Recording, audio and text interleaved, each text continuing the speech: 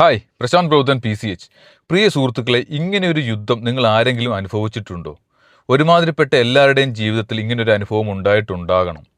ഞാൻ പറഞ്ഞു വരുന്ന യുദ്ധം എന്ന് പറഞ്ഞാൽ നമ്മുടെ തലച്ചോറും ഹൃദയവും തമ്മിലുള്ള യുദ്ധത്തെ പറ്റിയാണ്.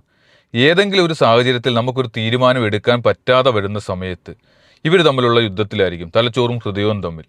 അത് ചിലപ്പോൾ ബിസിനസ്സിലാകാം, റിലേഷൻഷിപ്പിലാകാം, എന്തിലാണേലും ആകാം. തലച്ചോറ് പറയുന്നു നമുക്ക് ഇങ്ങനെ ചെയ്യാമെന്നു, ആ സെയിം ടൈം തന്നെ ഹൃദയം പറയുന്നു വേണ്ട നമുക്ക് അങ്ങനെ ചെയ്യാമെന്ന്.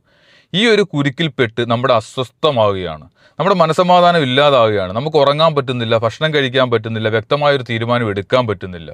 ഇങ്ങനൊരു സിറ്റുവേഷൻ വരുമ്പോൾ ഒന്നെങ്കിൽ തലച്ചോറ് പറയുന്നത് അല്ലെങ്കിൽ ഹൃദയം പറയുന്നത് ഏത് വേണേൽ നമുക്ക് കേൾക്കാം. പക്ഷേ നമ്മുടെ ജാടയും ഈഗോയും കാര്യങ്ങളും എല്ലാം മാറ്റി വെച്ചതിന് ശേഷം ഏതെങ്കിലും ഒരു തീരുമാനം എടുക്കുക. കാര്യം മനസ്സമാധാനത്തേക്കാൾ വലുതല്ലല്ലോ നമ്മുടെ ഈഗോയും ജാടയും.